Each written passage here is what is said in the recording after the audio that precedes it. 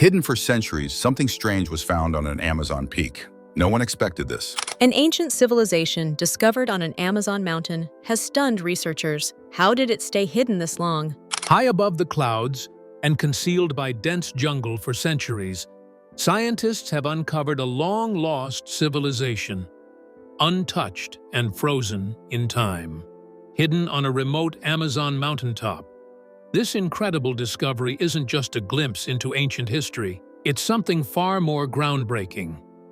What they found could challenge everything we thought we knew about the past, shaking the foundations of modern understanding and opening up mysteries that have remained buried for thousands of years. This is no ordinary archaeological find. The mountain that shouldn't have held secrets.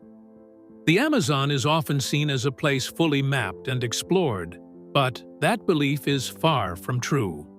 While maps may show rivers and mountains, much of the region remains unvisited and misunderstood. Especially where the Andes meet the Amazon, the terrain becomes nearly impossible to navigate. This zone, where the mountains start crumbling into rainforest, hides more than just trees. It hides history buried under centuries of silence. This is the Andes-Amazon frontier, a sharp, rugged boundary between high peaks and thick jungle. It's where steep cliffs drop into humid valleys and clouds wrap around the slopes like fogged glass. Few explorers have dared to chart it, and even fewer archaeologists have worked there. The climate is unstable. Trails vanish in storms, and vegetation grows over everything fast. That's exactly why this place managed to keep its secret for so long. At over 3,000 meters above sea level, the mountaintop that held this hidden site is no gentle hill. It's remote, steep, and choked in mist. For centuries, even the native trails that once led near it disappeared. With no easy access and no modern settlements nearby, this peak was simply left alone. And yet, under all that forest, something remarkable had been waiting. The breakthrough came with LiDAR, light detection, and ranging. This laser-based tech was mounted on drones and flown over the dense canopy. Instead of showing just trees, it scanned the surface beneath the leaves and sent back detailed models of the ground. What returned wasn't random bumps or slopes. It showed clean geometric lines, perfectly shaped terraces, and man-made platforms where jungle was thought to rule. From the air, the patterns looked too organized to be natural. Long walls hugged the mountain like ribbons. Square outlines hinted at rooms. Lines that didn't belong in a wild forest pointed to ancient roads or ceremonial paths. And these signs repeated across a large area, not just one spot. Something big had been hidden there, right beneath centuries of growth. When teams looked closer, they saw the telltale signs of a complex settlement. Agricultural terraces were carved into steep terrain with precision, showing knowledge of both farming and engineering. Stone platforms marked ceremonial areas, and the symmetry of the site suggested planning, not chance. Experts from Peru, Europe, and the US joined forces to investigate further. What began as digital evidence soon became boots-on-ground confirmation. They realized this wasn't debris or ruins, it was an untouched settlement. The terrain made the discovery even more unbelievable. Climbing the site is a test of strength and coordination. Loose rock, thin air, and dense foliage turn a short hike into a full expedition. This isn't the kind of place tourists would stumble upon. That's why there were no signs of looting, no graffiti, and no damage. The site remained untouched, not because it was guarded, but because it was forgotten. What makes this mountain special isn't just what was found, but where it was. The location sits exactly at the edge where the Inca Empire once pushed into the eastern frontier. It's not the flat lowlands of the Amazon, and it's not the high, dry mountains of Cusco either. It's something in between, a blend of worlds. That blend may have been the key to both its secrecy and its success. The layout resembled something archaeologists recognized immediately. Terraces, plazas, and building foundations matched the patterns found at known Inca sites. Some even said it reminded them of Machu Picchu, but in a jungle. The architecture carried the signature of the empire: clean stone cuts, ceremonial zones, and layered agriculture. But here, the usual backdrop of dry Andes was replaced with vines, moss, and mist. The first reaction from researchers wasn't excitement, but disbelief. How had this place remained out of public knowledge for so long? In a time when satellites scan everything, how did this site avoid detection? The answer lies in the canopy. Forest cover this dense acts like camouflage, tricking cameras and eyes for generations. But LiDAR pierced that armor. Its lasers cut through the green and drew up the past, bit by bit. For the first time, technology gave scientists the edge over nature. And once they saw it, they couldn't unsee it. The images spoke clearly. Something human had been built here long ago, and it was still standing. What's different about this discovery is that it wasn't a rumor passed around by locals. It wasn't a story or a legend. It was mapped, scanned, and confirmed with real data. That sets it apart from other lost city claims. This site wasn't imagined. It was measured. One new theory, now gaining interest, is whether the site was part of a chain of lookout points or observatories.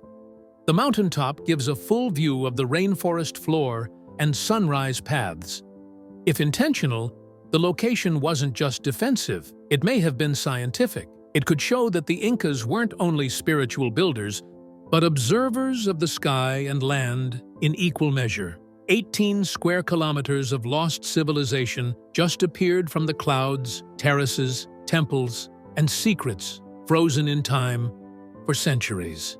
City in the sky. From above, the site looks like a puzzle made of stone and jungle. Spread over 18 square kilometers, it's a blend of sharp edges and natural curves. Terraces run down the mountain like giant staircases, carved with precision. Stone walls form outlines of homes, plazas, and sacred spaces. What appears random at first reveals a clear, organized layout, built for both survival and ceremony. Multiple village clusters stretch across the ridgelines, each connected by narrow paths. These weren't isolated spots, and they formed a single network. Every ridge held signs of settlement: homes, workshops, and water channels. Pathways linked them with consistency, showing that the entire site worked as one planned space. It wasn't just a cluster of homes, it was a designed community. The agricultural system tells a bigger story. The upper terraces were built for cold weather crops like quinoa and potatoes. But as the mountain slopes downward, new crops appear: maize, cacao, and even signs of tropical fruit cultivation. This transition proves the people here mastered multiple climates in one location. They used altitude-like layers of a farming machine, pulling different harvests from each zone. Water systems ran through the terraces, guiding rain and spring water. Carefully placed channels collected runoff and directed it to storage basins. In a place where flooding or drought could ruin a crop, this design shows control over nature. They didn't just survive here, they thrived. These systems are still visible, shaped from stone and sloped for balance. Signs of ceremony also show up throughout the site. Carved niches are set into walls at regular intervals.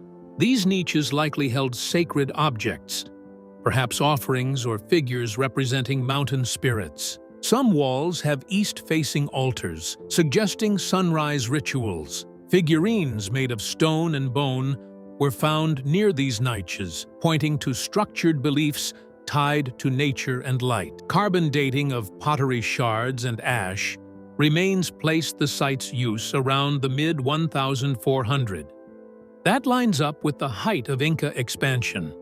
It shows this was no pre-Inca settlement later reused. It was built during the empire's peak. The stonework matches Inca styles: clean cuts, layered walls, and tightly fitted blocks. Everything points to a deliberate build, not a mix of reused ruins. The comparison to Choquequirao, a known Inca site, is easy to make. Both are located high in the Andes near jungle edges. Both feature layered terraces, ceremonial plazas, and strategic design. But this new site may go further. Unlike Choquequirao, which has tourist trails and partial excavation, this site remains untouched, almost like a snapshot from the past. What sets this place apart is how untouched it is.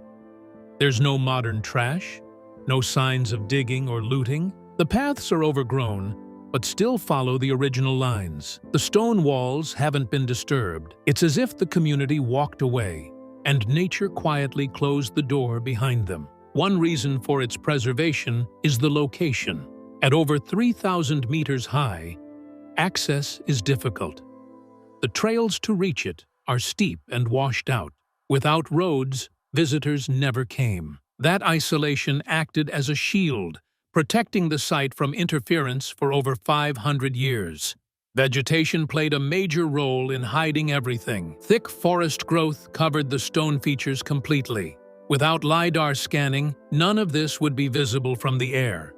Even satellite images showed only dense green. The jungle wrapped around the buildings like a cloak. There's also evidence this site was never rediscovered by nearby communities. No modern paths cut across it, and no oral traditions have described it in recent generations. It was lost in a real sense, not to the empire that built it, but to time itself. Only technology has brought it back into view, and what it shows is as clean as any preserved site can be. One insight from early mapping is how much of the site remains unexcavated. Only about 30 to 40% have been cleared and scanned. That means much more may still be under the trees, untouched. As surveys continue, the site could double in known size. It may be part of a larger network, not just a single village. Unlike Machu Picchu, which was built for elites, this city appears more communal. The homes are modest, the terraces wide and practical. The structures suggest working families, not royalty. This was a living place, built to last, designed to support a balanced way of life. That gives it a special value, a look into how people lived, not just how they ruled. What this city proves is that the Inca frontier was much wider than we once thought. They didn't stop at the mountain's edge. They stepped into the jungle, learned its patterns, and made it part of their system. This mountaintop wasn't a border. It was a bridge between two worlds, the edge of worlds. This site wasn't just a mountain village, and it sat right on a natural border where two powerful worlds collided. To the west were the high Andes, home to sharp peaks, cold winds, and the outposts, the sacred mountain spirits of the Inca. To the east stretched the vast Amazon, thick with forest, mystery, and life-giving rain. In this single place, the Inca stood between cloud and canopy, building where few dared to. The location was both symbolic and strategic, chosen with purpose, not chance. This was one of the most powerful ecological frontiers in South America. From one ridgeline, you could access highland crops like quinoa and potatoes. Just down the slopes, tropical foods like maize, cacao, and fruits thrived. That kind of variety gave this site food security most places couldn't match. The mountain provided defense and cold-resistant farming, while the forest below offered biodiversity and resource trade. But this wasn't only about farming, it was also about politics. The Inca Empire was built on absorbing and uniting different cultures under one system. This site's position allowed them to reach jungle tribes and expand their influence beyond traditional Andean zones. Placing a settlement here lets them watch over new trade paths, absorb resources, and maybe even introduce Inca customs further into the forest. Spiritual meaning shaped this space, too. Many of the ceremonial sites face east, toward the rising sun over the jungle. That orientation links to Inca solar worship, Inti, the sun god, rising over the unknown forest. These platforms weren't built at random. They were lined up with intention, blending sacred direction with daily life. At sunrise, the sky and jungle lit together, marking the start of the ritual. The Inca believed in duality, the balance between opposite forces. This mountaintop made that belief real. Here, they honored both the Apus, protectors of the peaks, and forest spirits tied to rain, fertility, and survival. The setting allowed both to be respected in the ceremony. It was one of the few places where Inca cosmology blended naturally with the Amazon's sacred systems. That balance also shows up in architecture. Some buildings are tight, cold, and practical, clearly Andean. Others show signs of adaptation, using wood and lighter construction for the humid fringe. Even the tools found here reflect a mix: stone grinding slabs from the Andes, but also objects crafted from jungle hardwood. This was an exchange zone, not just of goods, but of knowledge and traditions. Unlike Machu Picchu, which many believe was built for emperors or elite rituals, this place feels grounded.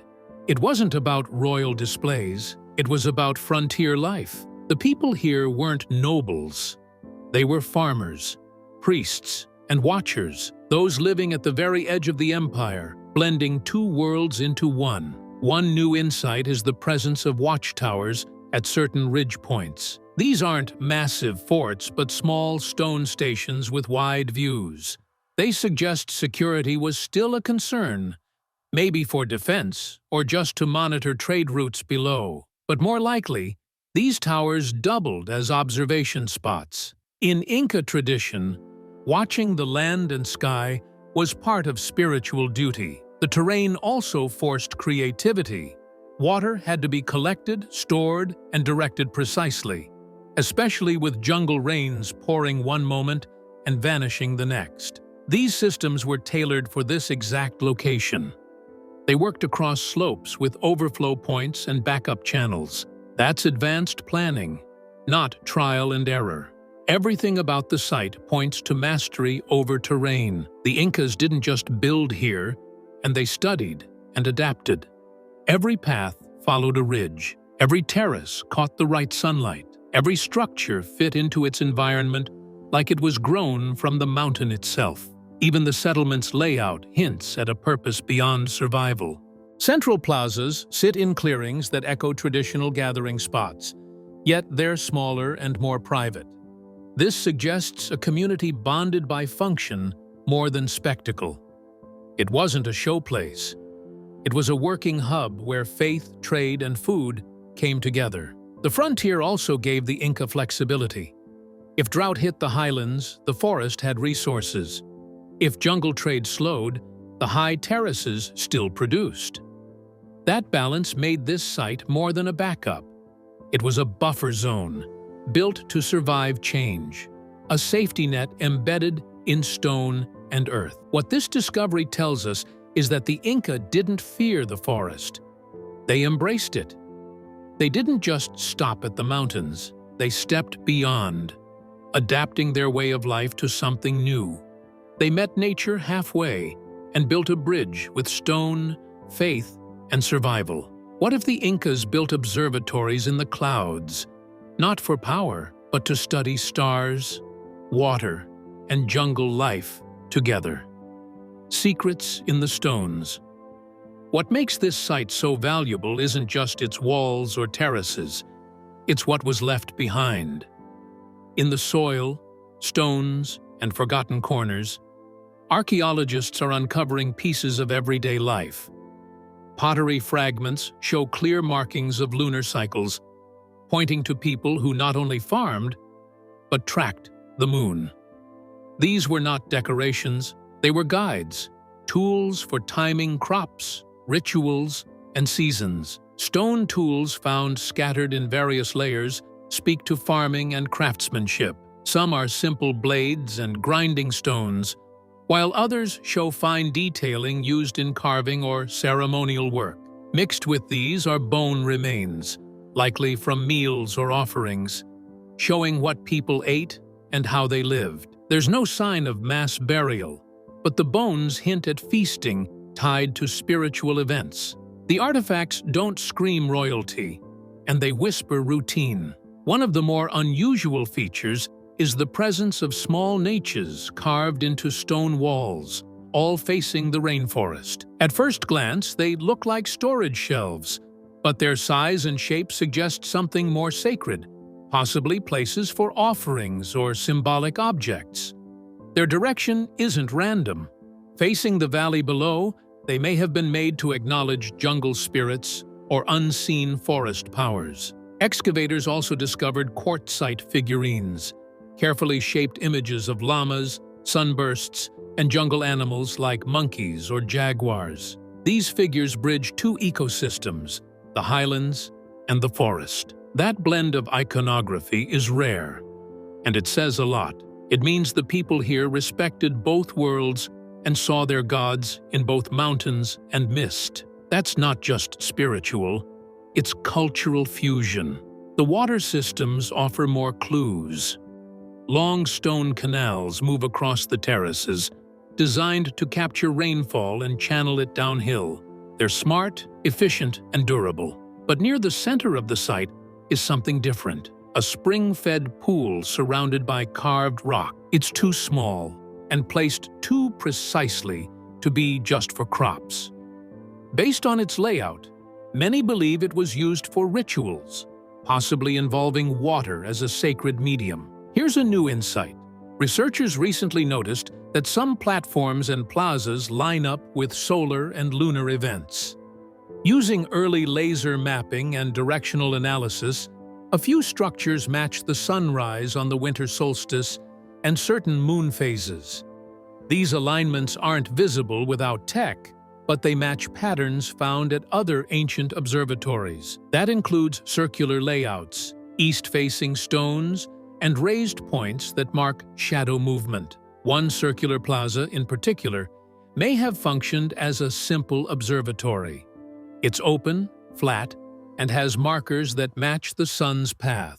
The area sits between tall peaks and forest gaps, giving unique views of both sunrise and moonrise. There's a growing theory that this was a dual observatory, meant to track both mountain shadows and jungle light. That kind of design hasn't been confirmed at other Inca sites. This could mean the mountaintop wasn't just a village. It was a place where the Inca studied patterns of nature, testing how the sun and moon affected crops, ceremonies, and maybe even the climate. Think of it as a sacred lab where spiritual practice meets environmental science. The people here weren't just surviving, and they were watching, measuring, and learning from the world around them. Artifacts reinforce this theory. One shard shows a sunburst design near a checkerboard pattern, blending religious and practical symbols. That suggests their observations weren't just spiritual, they had real-world use. They may have timed planting seasons or scheduled rituals around what they learned from the sky. This blend of science and faith is part of what made the Inca so resilient. Another layer of the mystery is the absence of overbuilding. Many sacred sites were crowded or reshaped over time, but this one kept its structure light. That could be a sign that it wasn't meant to house a large population, but rather a select group. Priests, astronomers, or planners may have stayed here in shifts, using the land as both temple and classroom. It was quiet, remote, and ideal for observation. The untouched silence. What makes this site extraordinary isn't just what was found, but how untouched it still is. There are no crowds, no footpaths, no protective rails. No noise, no trash, no signs of tourists or looters. Unlike popular sites like Machu Picchu, this mountaintop has remained silent for centuries. The jungle didn't just hide it. It protected it like a locked vault. Every artifact remains exactly where it was last touched. Pottery lies in corners, often broken but undisturbed. Stone tools rest beside walls they once helped shape. Fire pits still contain charcoal from the last time they were lit. It's as if time simply froze, and no one ever came back to press play. For archaeologists, this kind of preservation is rare. Usually, sites are ruined by weather, theft, or even well-meaning excavation. Here, context is everything. Items aren't collected randomly, they're still part of the story. And because they're undisturbed, scientists can study them in their real setting, not in a museum or lab. The layout of the city shows this too. Terraces haven't been reworked, walls haven't been rebuilt, and platforms haven't been altered. Everything stands as it did when the last person walked away. This raw state offers a kind of clarity, like reading an old manuscript with every page intact. Nothing's missing, nothing's added. Silence, in this case, is more than just a feeling.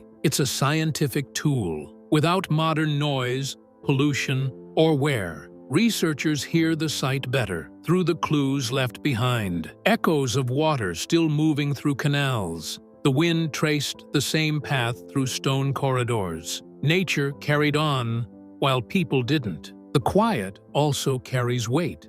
Every step archaeologists take feels like walking through a moment that no one else has touched. They aren't just observers. They feel like time travelers. Instead of recreating history, they're stepping into it. That kind of access is emotional, and it changes the way discoveries are processed. Even small items gain power in this silence. A carved figurine lying in a doorway feels like it still has a purpose. A broken bowl under a ledge tells a story no one has rewritten. These items aren't labeled or staged. They simply are. In that stillness, they speak louder than anything curated. What's also remarkable is the absence of modern contamination. Many sites today suffer from damage, whether it's from flash photography, careless visitors, or over-enthusiastic restorers.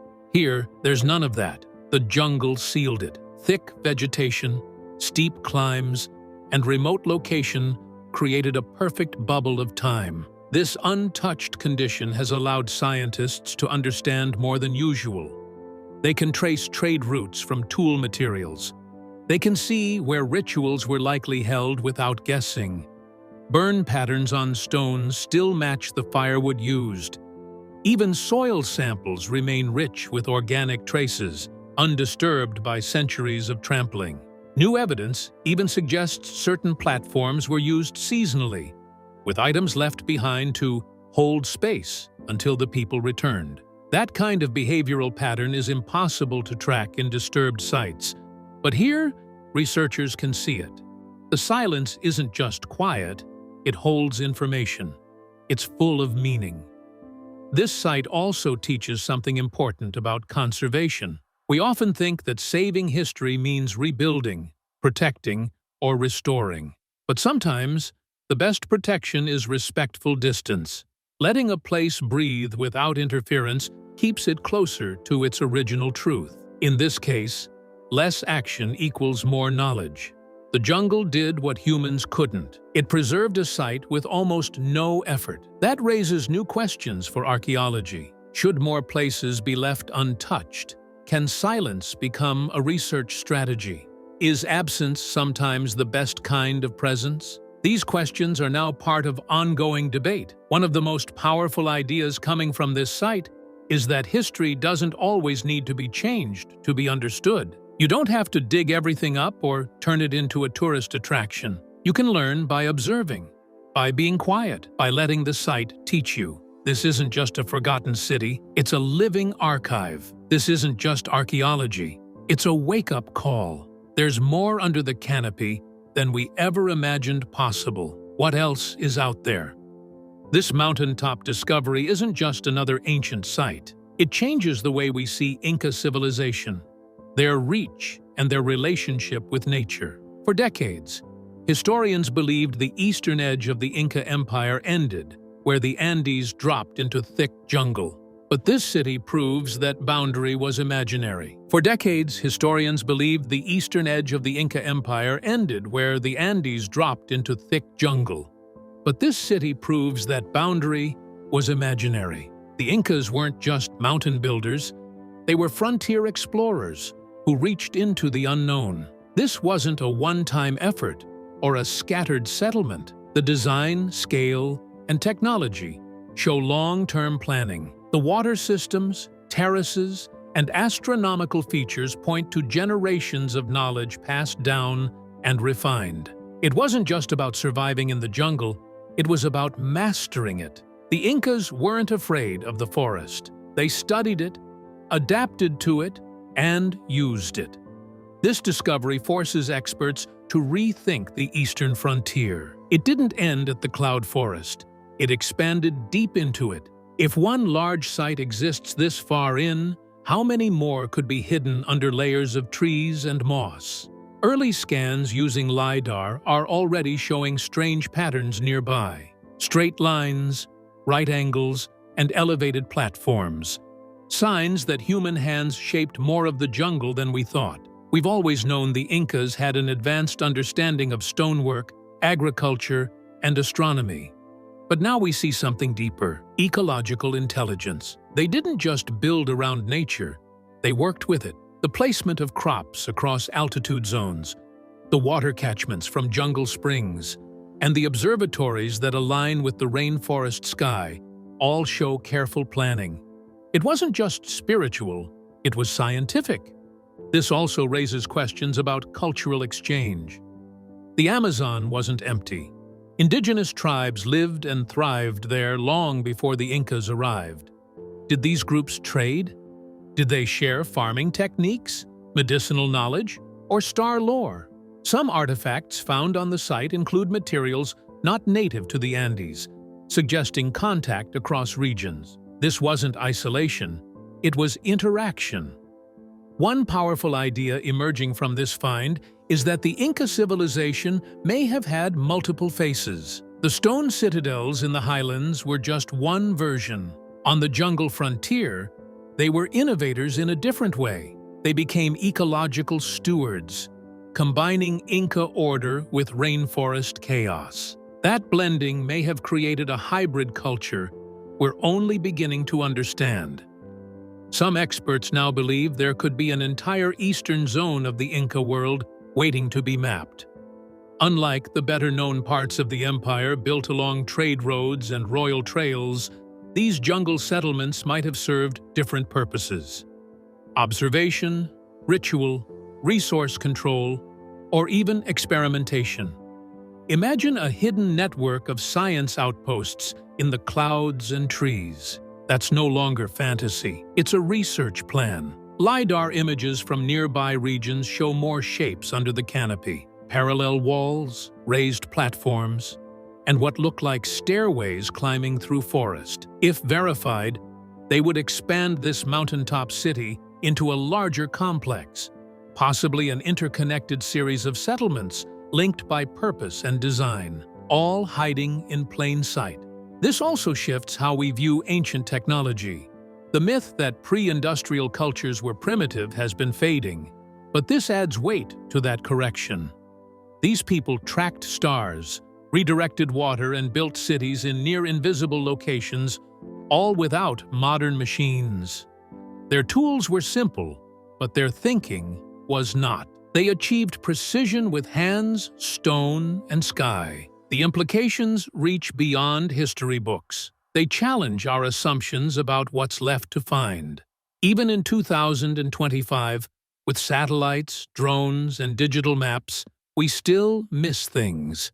Nature still keeps its secrets. And when we do find something, it often shows how little we really understand.